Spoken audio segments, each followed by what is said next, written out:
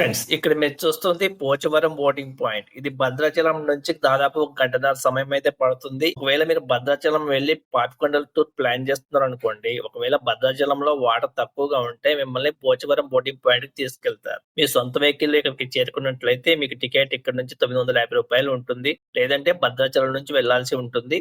భద్రాచలం నుంచి అయితే మీకు టికెట్ 1200 నుంచి 1300 వరకు ఉంటుంది. వాళ్ళే వెహికల్లో తీసుకెళ్లి మళ్ళీ మీకు డ్రాప్ చేస్తారు. అలాగే మీకు మార్నింగ్ టిఫిన్, మధ్యాహ్నం భోజనం, ఈవినింగ్ స్నాక్స్ కూడా ప్రొవైడ్ చేస్తారు. ఇక ఈ పాపికొండల టూర్ అనేది ఫస్ట్ టైం బోటింగ్ చేసే వాళ్ళకి చాలా ఆహ్లాదకరంగా, బోట్ లో సంస్కృతిక కార్యక్రమాలు కూడా చాలా ఎంజాయ్ఫుల్ గా ఉంటాయి. మీరు భద్రాచలం వెళ్ళినట్లయితే ఖచ్చితంగా పాపికొండలు చూడాల్సిందే ఫ్రెండ్స్.